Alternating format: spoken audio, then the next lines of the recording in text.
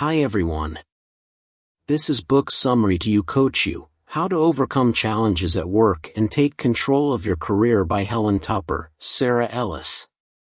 Enjoyed the video. Please subscribing to my channel for more great content like this. You'll be notified when I upload new videos. Do you want to overcome challenges and take control of your career? If so, you might benefit from coaching yourself. In this article, we will review You Coach You, How to Overcome Challenges at Work and Take Control of Your Career by Helen Tupper and Sarah Ellis, a practical guide that will teach you how to do just that. If you are interested in learning more about how to coach yourself in your career, we recommend that you read You Coach You by Helen Tupper and Sarah Ellis. You Coach You is a guide to being your own coach for maximum career success and happiness.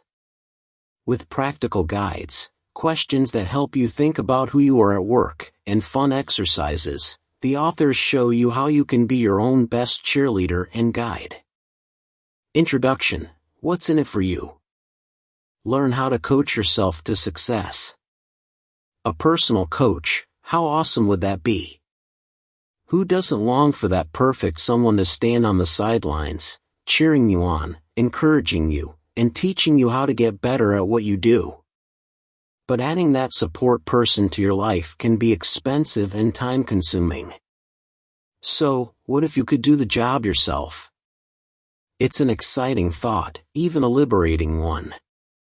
And this summary is here to help you make it happen, through practical advice and suggestions that help you become your own best advocate. You'll learn how to observe yourself, create strategies for improvement, and guide yourself to success. Self-coaching helps you find satisfaction and make progress along a curvy career path. How does this sound, corner office? What about promotion? Or, last one, climbing up the corporate ladder? Not bad, huh? If you're like most people, chances are they're music to your ears. Especially if, like most people, you grew up thinking that all three were career goals that would guide you through a long and happy work life. There was a predictability to the way you were supposed to do things: network with the right people, strategize your way into the next pay scale. That's just how things have always been done. Well, I'm here to tell you something. Take a great big eraser and wipe that slate clean, because the career ladder, it's a thing of the past. According to Helen Tupper and Sarah Ellis's best-selling book, You Coach You, these days, the road to your career happy place is less of a single, perfectly straight freeway and, well, more of a squiggly country road, one that can be long, winding and, ideally, interesting. Sound a little confusing? That's natural. After all, a ladder is a simple thing to climb. There's one way up and one way down. A squiggly line comes with freedom, but it isn't necessarily as straightforward. That's where self-coaching comes in. Helen Tupper and Sarah Ellis describe coaching as the skill of asking yourselves questions to improve self-awareness and prompt positive action. But how do you do this? One of the first things to do is to think about your mindset.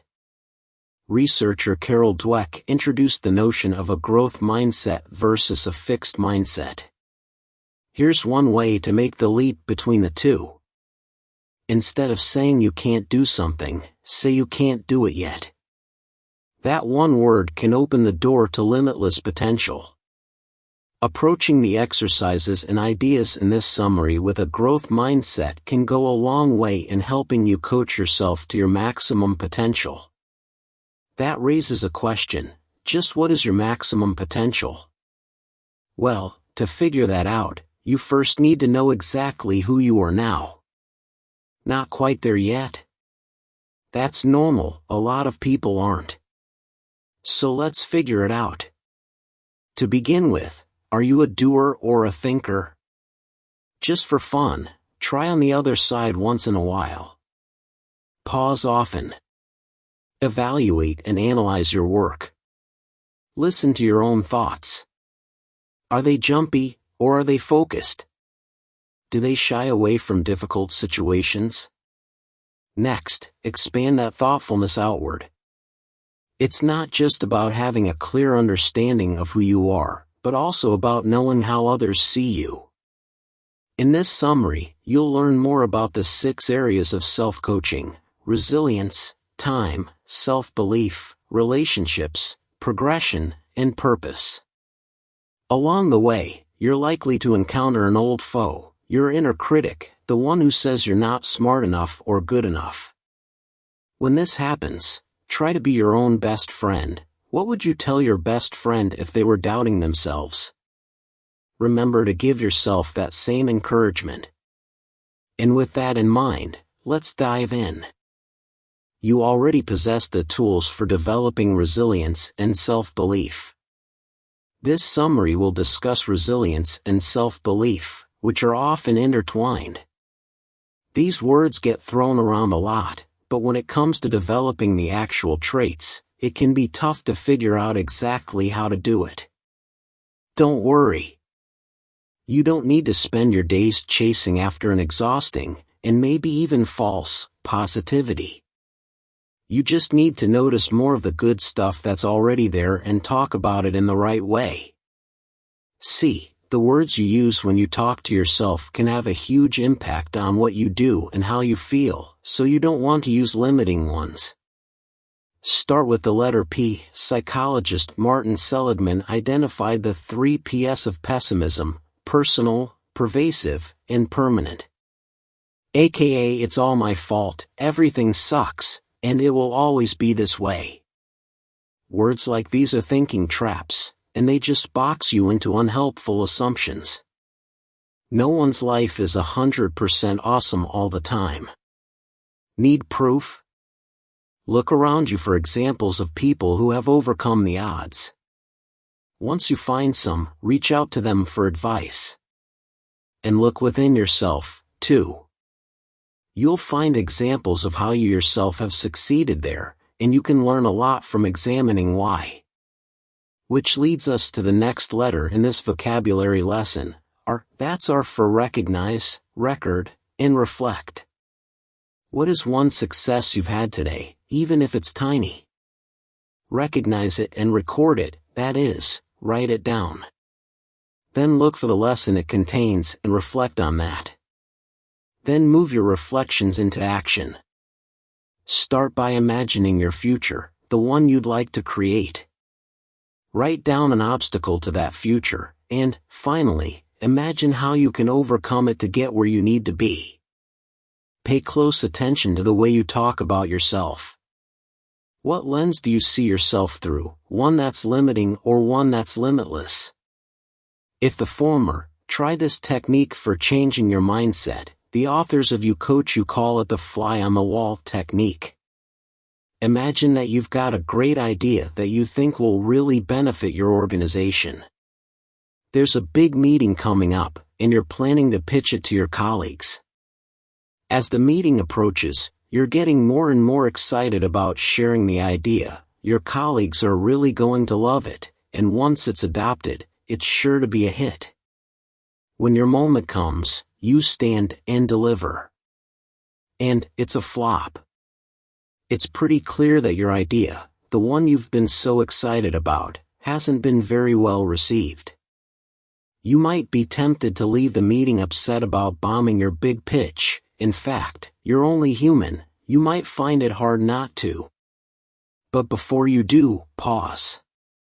Shift your perspective. What would you see if you were a fly on the wall? It sounds weird, but really, what does the meeting look like from the outside, from the perspective of someone, or something, that doesn't have their feelings all wrapped up in it?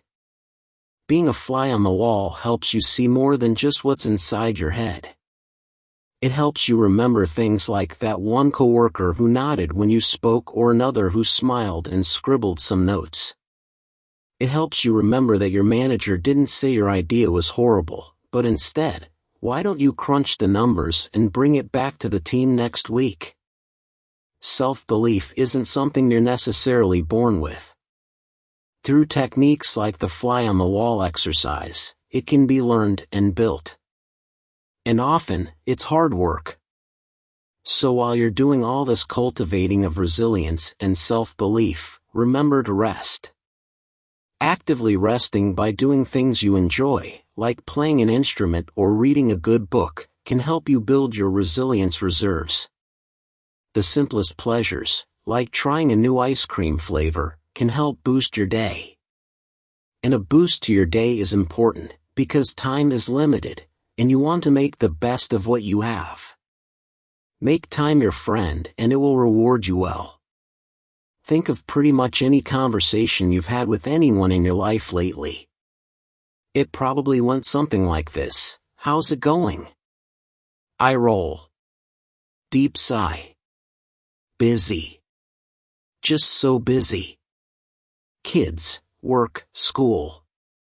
Just busy all the time. Society has reached a point where the busier you are, the more valid your life seems. Technology that allows for hybrid and work-from-home situations only further blurred the boundaries of work and home. Learning to manage time is a crucial aspect of self-coaching. Here are several super helpful exercises to help you do just that. To begin with, think of your time as a person. Describe that person. Harried and flustered? Efficient? Disorganized? How would you like that person to be? Now think about how you spent your day. Think about how you'd have liked to have spent it. Write down your answers. Reading them back, is there a big disconnect? If so, how can you bridge the gap? Here's another exercise. You've heard athletes and artists talk about flow, that almost effortless state when you're so into what you're doing that the rest of the world almost ceases to exist. Monitor your flow chart. Do you feel flow at work, or are you stuck on autopilot or mired in boredom? Make lists of meaningful and challenging things you can do to get into the flow zone. You can also learn to manage your monkeys. Imagine your boss swings by your office and says, "Hey, can you take on this project and have it done by Friday?" Though your instinct might be to say, "Of course, stop yourself." Try something along these lines. "I'd love to help, but I have my hands full with a campaign. Can you help me reprioritize what I'm doing now so I can take that additional project on?" When it comes to managing your precious minutes and seconds, it's incredibly important to learn to focus and make the best use of the time you have, and there are several tested techniques that can help you do that. The monk tactic calls for a block of time, say, 2 hours, where you focus completely on only the task at hand. Then there's the popular Pomodoro technique, where you work for a 25-minute block and then take a 5-minute break. Maybe, rather than making a to-do list, you can make a to-think list, focusing more on your big ideas than on small tasks that clutter your day. Study your day. When are you most alert and active? Let's call that the golden hour. Use that time wisely and you'll find yourself more productive than ever. Try chunking or batching your time, blocking out bundles of hours to focus on specific tasks or a particular theme. For example, Monday could be set aside for meetings and Wednesday for quiet, creative work. Or Monday mornings from 9 a.m. to noon could be when you respond to emails and plan meetings. Find ways to become efficient within your existing structure. Let's say you're often asked for specific sets of information. If so, it'd be helpful to create templates that you can hand out within seconds, right? If you do better when you have a friend walking the path with you, find a productivity partner who will keep you accountable to your goals. If you can't think of someone specific for this, you can find apps that pair you up with someone. Managing relationships effectively is key to self-development. Speaking of someone, the next important aspect of self-coaching is relationships. You might have heard about Dunbar's number, which psychologist Roger Dunbar came up with to demonstrate the number of relationships most people maintain. Picture a series of concentric circles. Dunbar says most people have 5 relationships in the innermost circle. For a lot of people, that's probably their family and best friends. In the next circle, most people typically have about 15 trusted friends, and in the one after that, 50. In the outermost circle, you can have up to 150 casual acquaintances. In a work situation, you can convert the inner 3 circles to your confidants, your counsel, and your connections. Consider these lists as investments. Ask yourself, who do you always run new ideas by? Who helps you refine your presentations? Who do you trust when you talk about your true feelings about your job? It's a good idea to write down your answers to these questions. You'll start to see lists building up, but as you do, keep in mind that you don't want everyone on them to be the same type of person. You want your cheerleaders, sure, but you also want constructive criticism that makes your work better. Include people who have differing points of view, maybe even from outside your industry or company, as well as those who work with you, who can understand your specific situations and sympathize with your thoughts about them. Once you've built these connections, it's important to maintain them. The authors suggest a couple of different ways to do this. One is by doing a 5-minute favor. This could be any small but highly effective thing you do that really impacts the other person, like writing a LinkedIn review or sending them a podcast or article they might be interested in. You can scale this concept up, too. Give something of value to a whole lot of people by writing a newsletter or hosting a weekly lunch and learn. Relationships in your personal life aren't without friction, and the same holds true for professional ones. When conflict happens, as hard as it is, it's important to have courageous conversations that can lead you to reconciliation. Empathy is important.